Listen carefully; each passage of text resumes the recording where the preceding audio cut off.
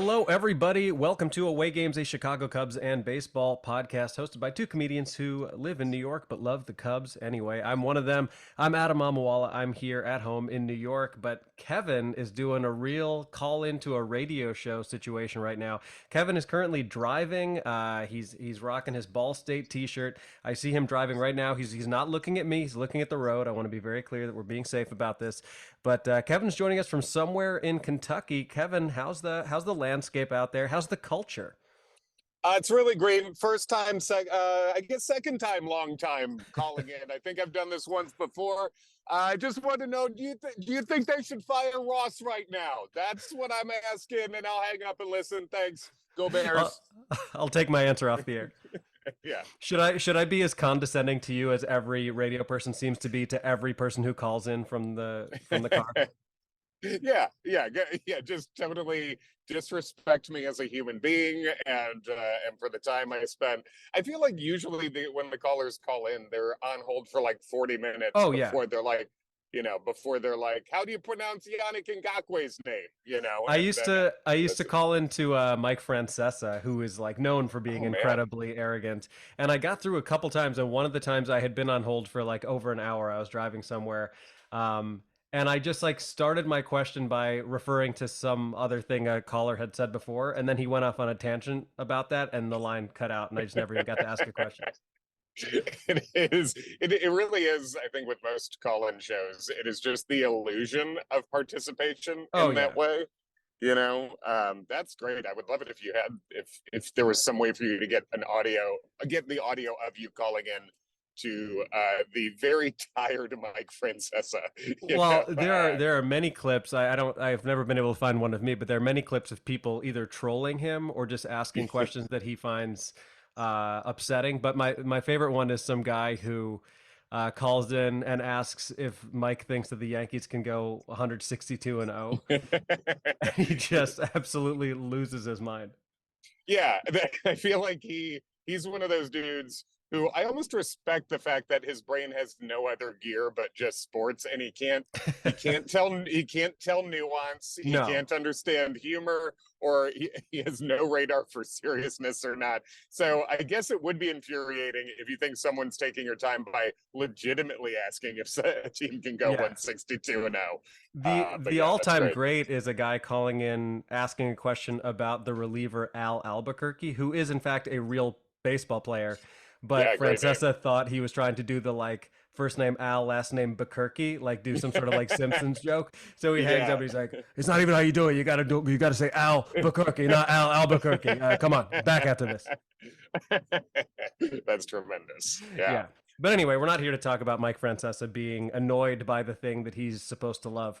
We are here to talk about the Chicago Cubs, who are coming off a kind of a weird stretch. I don't really know how to describe it. They lost 2 of 3 to the Mets. They won 2 of 3 in Toronto, and now they've lost the first game against the White Sox. And Luis Robert is still looking at the crowd. It's a little confusing, right? Because the Cubs have been beating good teams, not quite getting it done against teams that they should be. Where are you at morale wise? Morale-wise, I'm fine. I've been thinking about it this week because I think any regular listeners to our show over the years, and certainly this year, are familiar with where we've been, which was at the beginning of the year, not terribly high on things. My prediction was a little better than last year, but not quite 500. And then I think a lot of people maybe would take us at Away Games Pod as, or at least me, being on the pessimistic side in general. But I also have absolutely spent good portions of many episodes this year when the Cubs were below 500 saying they're not this bad, actually. They're a little better than I thought. Right. And so I guess I'm just feeling like that. I think they are better than I thought. Adding Jamer Candelario is a huge difference, and that's just plugging a hole there. We didn't know Cody Bellinger was going to be MVP level coming in. That would have changed the projections. But I think where I stand in terms of, like you just said, losing 2 of 3 to a Mets team that's no longer trying. And sorry, everybody, I went to one of those 3 games. They lost, of course. But then taking two of 3 from Toronto, and now losing to a horrific terrible vibes White Sox team. I think it just makes me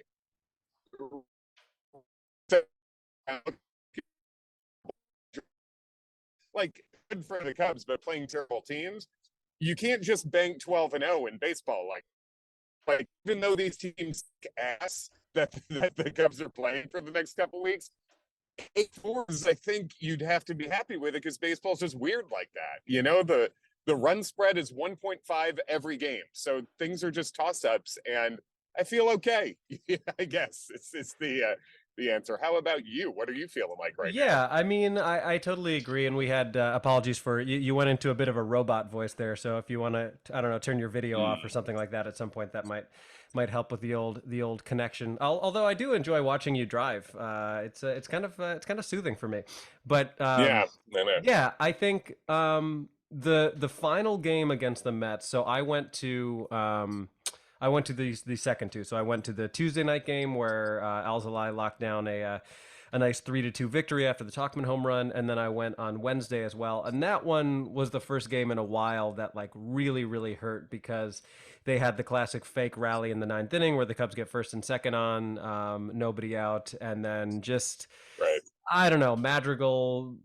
It's tough, right? Because if Madrigal grounds into a double play there, then you're bemoaning the fact that they didn't move the runners across. But in any case, Madrigal bunts, runners on second and third. Christopher Morel has one of the worst at bats he's had in a long time, where it's just like fully not understanding the situation. He tries to hit a home run the first two pitches, and then takes a fastball down the middle. I don't know what he was looking for, but he strikes out looking. Yeah. Then Horner walks, and then Happ strikes out swinging. So definitely a frustrating game when you feel like that was a series that the Cubs absolutely had to win two of three. But at the same time, the Cubs came into Citi Field last year in September when the Mets badly needed those games to win that division, and the Cubs swept a much better Mets team, and that's just how baseball is. And I think to your point about looking ahead at this stretch where the Cubs have 12 games coming up against some really bad opponents, and everyone's sitting here saying like, well, they got to win 10, they got to win 9. Like what they really have to do is the bare minimum is they have to win more games than they lose here. Mhm. 7-5 is not what you're looking for, but I think you can live with 7-5. 8-4 or better is ultimately what you need. Now, if the Cubs come out flat and lose a second game to the White Sox tonight, then I think it's fair to start being like, okay, we might have some problems here. But the ultimate result of last night's game is that the Cubs are basically where they were before it. The Brewers ended up losing, the Reds lost, the Marlins lost. I think the Giants won and the Phillies lost. So pretty much everybody you're chasing, other than maybe the Giants, also lost last night. Also, shout out to the Yankees for blowing a 6-run, 7-run lead against the Marlins last weekend. That was super fun. But all that to say, to your earlier point, what we've wanted is for this team to be competitive again, and they are competitive. And that doesn't mean that they will continue to be until the last weekend of the season. It doesn't mean that they're going to make the playoffs, but I, for one, am grateful that we're actually able to watch meaningful games here. It's like the most excited I've been to watch Cubs baseball in a long time.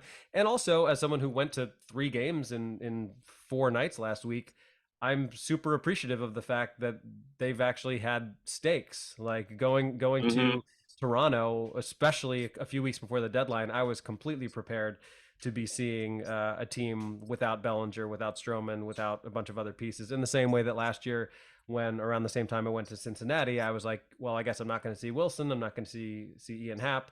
So it's been nice to be able to be at games. There was a huge amount of Cubs fans in Toronto. Actually, both series last week. It's very hard to differentiate who's who because the blue of the The Mets, the colors. Cubs, and the Blue Jays are all fairly similar. But yeah, a lot of Cubs fans. I literally only had one person say something kind of mean to me in 3 days in Toronto, which seems to Oh, check out. So okay. What's the Toronto burn they're going with? I think it was just like some 17-year-old saying "fuck the Cubs." Like there was no real burn to it, and No. I do not think that kid represents the Toronto vibes. Incredibly kind people who would immediately say sorry if they insulted you. Yes. What a hoser that kid is for Oh sure. yeah. But it is, isn't it? I mean, in terms of a extremely, you know, sort of long view of everything. Isn't it nice to now go to other stadiums and like most teams haven't won a championship since the Cubs have. Mm-hmm. So the like Toronto trying to shit talk the Cubs, it's like y'all have won in way longer than we have. So it's like you don't even have that anymore. Right. And they've actually won one less championship overall. So they have Hmm. nothing to say. So yeah, I think it is nice to actually have these games matter right Hmm. now, right? And like that is enjoyable. And I am not freaking out about the losing 2 out of 3 to the Mets and the first to the White Sox. Losing a second to the White Sox right now at Wrigley would be really bad. I Hmm. would say. I would say. Yeah, I would agree with you. Also, just the White Sox it's not even that the White Sox are annoying so much as their fan base just has like the most aggressive little brother syndrome, even possibly worse than the Mets. Like it's really just kind of grating the vibes on social media. But I'll tell you what would really suck is getting just crushed by Nelson Velasquez this coming weekend. That would be I Yeah. would kind of be happy for him in a small way because it's not like he did anything wrong. There just wasn't really room for him. Although I think you could argue that he should have been getting at bats earlier in the year when we kept running out the Hosmers of the world. But Mancini. yeah, Yeah. exactly. But yeah, I think you just got to take care of business. You got to win tonight. You got to win at least 2 out of 3 against the Royals. Then I believe they go from there to play the Tigers, and then we're still looking ahead to the big series against the Brewers that final week of August. But yeah, as it stands right now, the Cubs are 1 game out of the final wild card spot. They're still 3.5 back in the division. I think barring anything crazy, that matchup against the Brewers is going to be huge because the Yeah. Brewers are now entering a stretch where they are playing some very, very difficult teams. Currently, they're in LA facing the Dodgers. Then they have to play the Rangers, and then I forget who the third team is, but um, yeah, they've got a tough stretch coming up. Yeah, and when the Yeah, Brewers were playing the White Sox last week, the White Sox kept getting leads and giving them away almost to fuck the Cubs specifically. It yeah, was and Luis Robert didn't play. impressively done. Yeah, Yeah, and Louis, yes, and Robert didn't play, so it was almost perfectly set up to just be the worst scenario possible for the Cubs. But I was watching the Dodgers Brewers game yesterday, and watching Jason Hayward just rip a ball off the right center field wall against the Brewers was, bittersweet a little bit, I guess. He's still playing well. He's yeah, been good all year. yeah, So that's a funny update. But yeah, I mean, I just, who knows, anything could happen, but I'm not worried about the Reds anymore. I feel yeah. like this is coming down to the Brewers and the Cubs, and the Brewers have been playing very well. And another thing about just the where the Cubs stand right now is you're mentioning like the Marlins and Giants, what those teams are doing around them. The National League just isn't good overall. Hmm. The league isn't good, and 6 teams make the playoffs. So like I am like expecting the Cubs to make the playoffs at this point. I don't Yeah. think they're amazing, but they should make the playoffs. They just should. What do you think would be the bare minimum number of wins to make the playoffs? For me, I think to get a wild card spot, you might not need more than like, I don't know, 83, 84 wins. Yeah, I was going to say 84, and the Cubs can basically hold serve and get pretty close to that at this point. Um, so, I mean, one thing in terms of new news that's going on is that Marcus Stroman has been delayed in his return again. He had Right. some rib discomfort Hmm. after at least what it was billed as was hip stuff originally. So I don't know if you've seen any news since I began driving this morning, but it seems like still kind of he was expected to come back this week, and now kind of no timeline is last I saw. Yeah, which is not great. There's no new news other than that he's not pitching against the White Sox, and they're going to kind of I think see where he's at over the next few days. But it's definitely concerning because right now, like, who do you really rely on in the rotation? So Hendricks pitched last night. He was fine. I mean, it's like Yeah, the quintessential quality start, 6 innings, 3 runs given up. right. And then you have, Steele has continued to be very good, but aside from him, we now have Smiley in the bullpen. Assad, I mean, the night that I saw Assad on Friday, he was fantastic. Now you can't expect him to pitch like that every time out, but if No, he but can it's continue, yeah, I mean, he's been really good. It's interesting as to hear. I was in Chicago this week because my nephew was getting baptized, and I was listening to some local radio and stuff, and David Ross talking on the score, and Ian Happ getting interviewed, Nico Horner, and it is interesting to hear how everyone talks about Javier Assad. Like the players are really high on Javier Assad. Hmm. Now, and Assad does. I mean, the thing that he doesn't have is he's just not missing that many bats. Really, he's not getting a ton of strikeouts, but I think this is a guy who it seems like the guys on this team believe in more than I think we were aware of. And I Right. think that doesn't mean everything necessarily, but it means something to me. And obviously, you were there in person seeing him Hmm. pitch great in Toronto. So I think he is going to be really important down the stretch. And as you mentioned, Justin Steele as well. I think one thing that's interesting to look at last time out. So now Steele is above his career high in innings pitched. Hmm. So it's tough because the bullpen is really grinding, really being there's the bullpens, the guys who are usable in the bullpen that you can really count on are also reaching career highs in innings. But Steele, Right. I think, is maybe going to transition to throwing less innings each start. But he hit a high in velocity on his fastball for the whole season last time out. So there might be a strategy change where Steele is going harder for shorter here in the appearances. So I don't exactly know what that means for a team that really only trust four people in the bullpen, but it's something to watch out for, I guess. Yeah, it is. It is starting to remind me of the old Joe Madden days, where like the bullpen circle of trust would just get smaller and smaller and smaller. Yes. And even Julian Merriweather, who's been very good. Like, man, that was a real Joe Blanton ass Montero moment where it's like you get away with a hanging slider and then you throw the same pitch to the best player on the other team. That's something Yeah. that I've been seeing a lot on Twitter that I completely agree with. Is like, why are the Cubs so stubborn that they won't pitch around the best player on the other team when they only have one good player? Pete Alonso absolutely Yeah. destroyed us last week, and now Yeah. we've got Luis Robert hitting the game winning home run. Like, the White Sox are trash. Pitch Yeah. around him. It's okay. Yeah. Yeah, 100%. And that was something I heard David Ross address in an interview on the score. And he was basically being like, look, you're not going to intentionally walk Alonso in the first inning, whatever. And it's like, yeah, you're not going to do that. And part of the issue is the pitcher executing, because I'm sure they are saying, okay, we don't want this guy to beat us. But it's repeated. As you said, that whole series was just Alonso from the Mets. And Right. Robert yesterday is just like, I don't care. If the pitchers aren't executing in the nuanced way you need them to, then the plan needs to change and like fast. Yeah, I completely agree. But Alzolay continues to be impressive. He obviously gave up a run last night in kind of an annoying way, where Bellinger had a chance to catch a pop up. It would have been a really tough play, but he doesn't make the play in foul territory. Then that Oh I yeah, forget into who the it even dugout. was. Yeah, exactly. But then that person ends up getting on base. They score.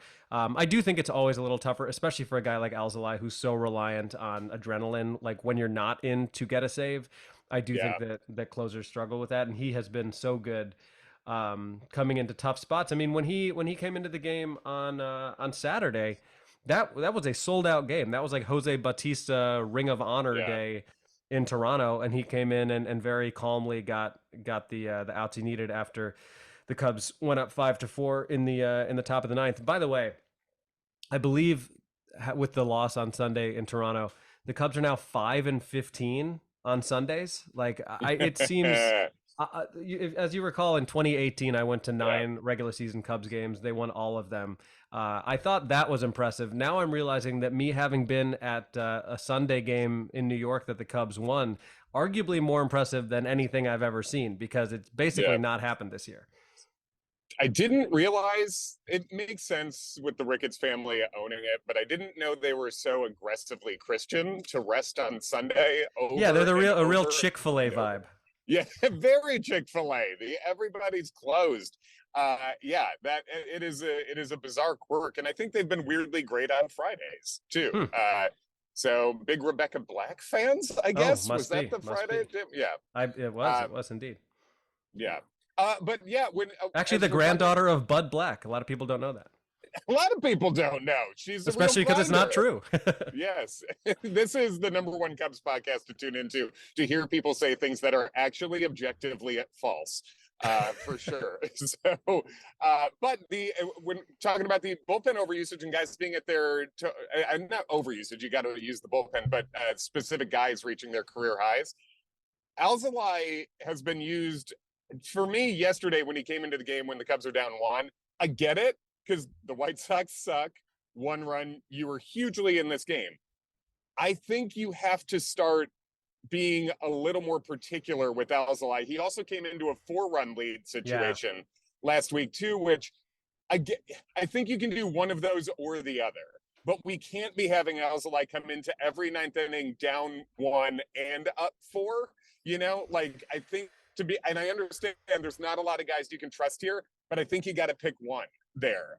And otherwise you're going to burn this guy out who's been so important. Yeah, no, I think I would completely agree with that. Now, looking ahead, I want to go back to talking about the Brewers schedule. So the Brewers right now are in LA. They've got 2 more games. They lost to the Dodgers last night, but they've got 2 more in LA. Then they go to play 3 in Texas, who obviously that's a very difficult team. Then they play the Twins, who, you know, nobody in the AL Central is good, but the Twins are obviously playing games that are important. Fine. And then they play the Padres, who have been incredibly disappointing, but are still playing for something. And then they play the Cubs and the Phillies. So, like, that is a very, very difficult stretch for the Brewers. During that same period of time, the Cubs have 1 more against the White Sox, 3 against the Royals, 3 at Detroit, 4 at Pittsburgh. Then they, of course, play the Brewers, and then it's 4 at Cincinnati and 3 versus San Francisco. So that's when it starts getting tough, is starting with that final week in August. You got 3 against the Brewers, 4 at the Reds, who, even if they're starting to fall out of it, you know they're going to want to exact some revenge on the Cubs for what the Cubs did to them at Wrigley.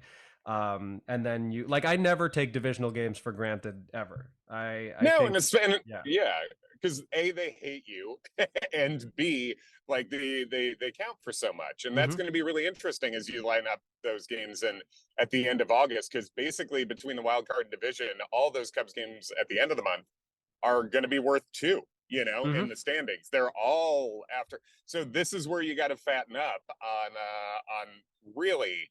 So, teams that almost can't win and also don't want to for draft purposes for the next week and a half. Like, so you gotta bank some wins before that very important stretch. Yeah, and the other thing too is that right now the Cubs are in kind of a nice stretch where they've just had 2 off days. They have another off day on Thursday, but then starting after that Brewers series, the Cubs have a stretch of 14 games in 13 days. They start off with a doubleheader against the Reds that involves a makeup game for a rainout.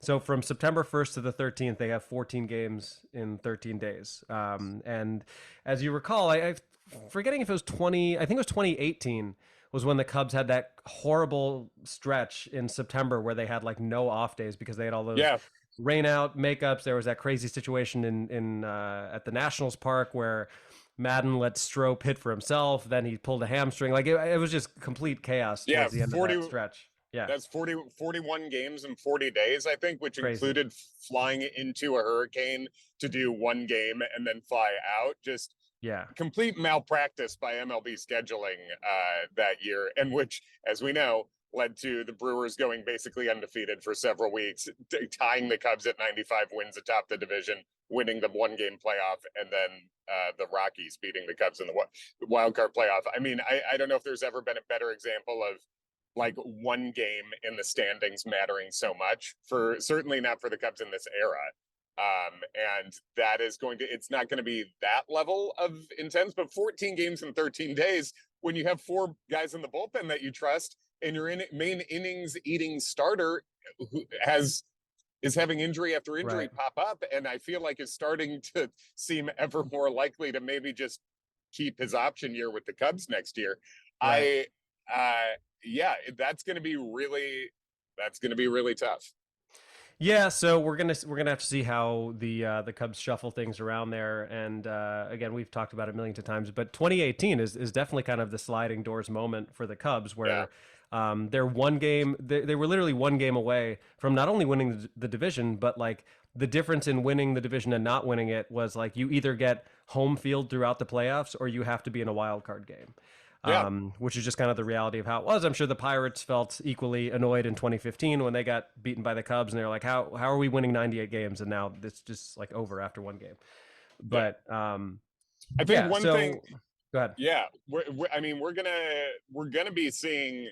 There has to be some mystery man that shows up in the Cubs bullpen and is eating some important innings down the stretch here. I mean, that could be Drew Smiley if he sort of straightens things out. But also, the Cubs have a veteran reliever Shane Green, who is Ooh. who is in the minors right now. They picked up mid-season, and I think that is a guy who has had some success and has obviously been in some really big moments. But I wouldn't be surprised to see Shane Green come up on the veteran side, and then on the sort of Daniel Palencia-esque side, a guy to possibly keep an eye out for, I would say, is Luke Little, who's just Mhm. he's just a big old hoss who throws lefty. I mean, radar guns, who can trust him wherever, but he did throw 105 when he was in college, and he's been really good and has gotten up to AAA. He's walking some dudes, but that it could be like a weird, fun dude to come up and possibly, blow the doors off people for a Right. week or something. So his last Um, name is basically ironic. It's like in a yes, like in Guys and Dolls where like the biggest dude is called Tiny. yes, 100%. Luke Little is absolutely that, and I would love to see this big fucker named Little come up and be pumping some gas. Yeah, and that's going to be interesting too because at least when that stretch begins, the Cubs get to have some reinforcements, and maybe they'll lean more towards having pitching reinforcements in September when you have that stretch of 14 games in 13 days. And Right. that all is also going to unfortunately involve some situations where somebody might get knocked around early and they just have to wear it for a while because you can't just be taking a starter out after one inning when you've got that many games in a row. But hopefully we don't run into that much. We'll see if PCA gets called up. It feels increasingly Yeah. likely that he will, just to at the very least like get his feet wet, maybe be involved in some defensive replacements, pinch hitting opportunities, pinch running opportunities. Anyone who it I am very high on PCA, and I think he's going to be a great player, and I hope he will be. But it's almost like people just have no ability to remember Matt Mervis or like any of the other times that we're high on somebody and then they come up Yeah. and they're not immediately great. Like we don't want to be rushing this guy, throw him in the middle of a pennant race and then be pissed off when he's not amazing immediately. And who knows, maybe he'll come up and pull some Cardinal Devil magic and he's great for the Cubs immediately. But I think it's a little silly to Yeah. expect that. Yeah, it is. I mean, remember Brennan Davis? Like Mm-hmm. I remember people remember very well respected Cubs Twitter people being like, Brennan Davis needs to be considered for the opening day roster year before last and or year before this one. And I mean, the guy's been through a lot of injuries, but he's not even in the Cubs top 10 prospects by most rankings right now. Yeah. And I do believe in PCA, like you say. And I don't know if you saw, but he hit a bomb walk-off Oh yeah. homer to Oh right yeah. center yesterday too. It's just like, I don't know where this power came from, but it's pretty cool. Mm-hmm. But yeah, like you said, but Mervis is still killing the ball. So I hope I would love to see Mervis up when the rosters expand to just have possibly another pinch hitter in there or something. But yeah, you can't count on like a PCA savior at the end of this year. And honestly, the offense doesn't really need a savior. The offense has been pretty good. Right. Yeah. I mean, a night like last night, obviously, you feel like you should do more than scoring 3 runs against the White Sox, and Sunday is the same sort of thing where they just couldn't really get it done against the Blue Jays. But the Blue Jays are a very good team. The White Sox are not. Mm-hmm. But yeah, so I think looking forward, you definitely gotta win tonight. You do not want to be heading into an off day, losing 2 consecutive games to the fucking White Sox. Yeah. Um, and then yeah, go out, take care of business. I think you gotta at least look for. You'd love a sweep, but 2 out of 3 against the Royals, I guess you can live with. But I think basically if the Cubs win tonight and then they kind of mostly win 2 out of 3 or just stay above 500 for the rest of the trip, you're looking at what should be. Well, let's do the math. I mean, if you win against the White Sox, You win 2 of 3 against the Royals. You win 2 of 3 against Detroit. You're at 5 games heading into a 4 game set at Pittsburgh. Even if you Mm. split that, you're still 7-5. Like I feel like that should be the bare minimum expectation here. Yeah, I mean this is kind of a fun week to watch, or it should be a fun week to watch, because Yeah. they should really be putting up some crooked numbers, and they're playing teams without a lot of hitters. But the Royals have weirdly won 7 in a row twice recently, Hmm. and they're still like borderline historically bad. Yeah. So it's I don't know. They got some Bobby Witt Jr. is going to be he's really fun to just watch run around. Hmm. Um, but yeah, it's also weird to have like some weird teams we're not used to the Cubs playing at this point in the season with the balanced schedule. Just like the Right. Royals and Tigers being important games is bizarre. Yeah, I mean, and the Cubs have a very interesting September in terms of who they play because they start with four at Cincinnati, and then they play the Giants, who are obviously right in the thick of it in the wild card. I think they're the top wild card team right now. Then you have the Diamondbacks, who've had a weird year where they were really good. Then they traded for some people. Now they've gotten worse somehow at the deadline. Mm-hmm. Then you got 3 at the Rockies, which like no matter what, I feel like playing in Colorado is always a challenge, specifically for the Cubs. I have Mm-hmm. very few memories in my lifetime of the Cubs winning series in Colorado. Then they go from there to Arizona, which you'd figure there's going to be a lot of Cubs fans at that series, and then you end the season with 3 versus Pittsburgh, 3 versus the Rockies, 3 at the Braves, who God willing will have clinched the division and won't be playing super hard at that point, but who Yeah. knows? And then 3 at Milwaukee that could very well decide the division. Yeah, that could be a real nasty nasty 3 Yeah, at the end of the season. Um but yeah, man, like you I said, would they're love I would love for the Cubs to do to the Brewers what the Brewers did to us in 2018. Nothing would make me happier.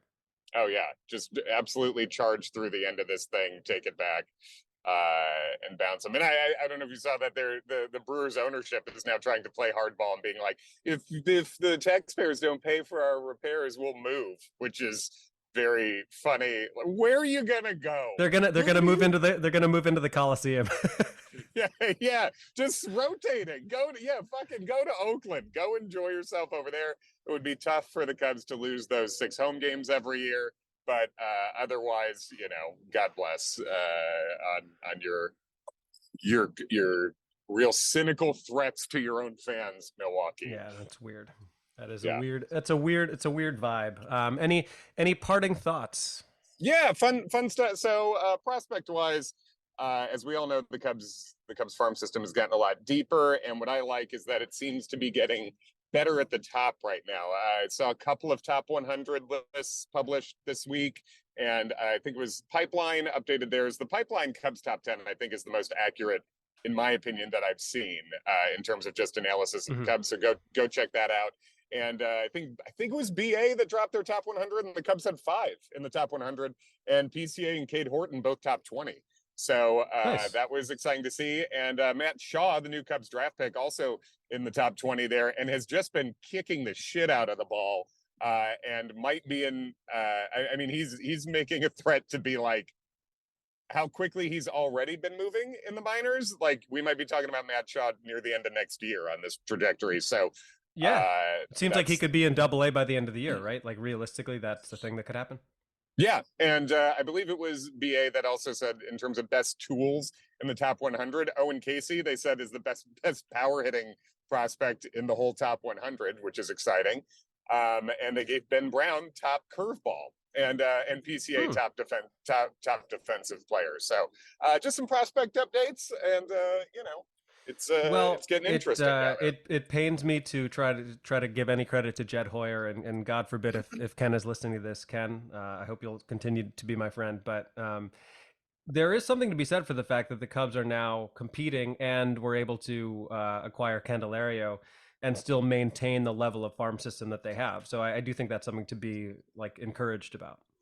It is something to be happy about. I would say my mediation between you and Ken on that would be, yeah, I feel like that is setting the bar toward the basement, and Jed has Sure. jumped Yeah. that with Yeah. a massive with the resources of this team and sucking for a couple of years. Hmm. I'm glad we have some prospects. It is good that bare minimum has happened, and now it is getting genuinely exciting. Yeah, I mean, I would say not to be too cynical about it, but also to be cynical about it. The 2023 Cubs are like when you're about to take off for a flight and they say that it's going to be 3 hours delayed, and then it only ends up being 2 hours delayed, and you're like, well, this is Yeah, great. It's like, well, right, is it though, or is it just great in right. comparison to how bad it could have been? Yeah, exactly. When we were being told there was no rebuild in 2021 after Hmm. approaching the sell off, and then we were all like, okay, now we're gonna when are we realistically going to contend 2024? And it's like, all right, we're sort of contending for the back end of Right. a for the top of a terrible division and the back end of of an extended bad wild card in 2023, but that is earlier than the delay we predicted. So hey, Right. it's Yeah, I think exciting. the point is if we could go back in time and talk to ourselves during the stretch of like say 2016 to 2018 and say, okay, fast forward in 5 years, the 2023 Cubs on August 15th or 16th are going to be 3 games over 500. Do you think that's good? I don't think we'd be like super pumped about it, Right. Yeah. but But it's good for this moment, though. It is sure. good for this moment, and in terms of the guys on this team, they're doing a good job. This is I like they're this team. yeah, they're playing up to their ability, and yeah, there's some fun dudes here. Yeah. All right, that's it for us. Follow us at Away Games Pod on Twitter and Instagram. Follow Kevin at Kevin McCaff. Go see his shows. I know you got some stuff in North Carolina coming up. I'm going to be down in Tennessee this coming weekend. So if you're in Tennessee in either Nashville or Chattanooga, come see me the next few nights. And Zanies, September 19th. Go see that. You got anything else, Kev? Nope, that's it for me. All right. Safe driving.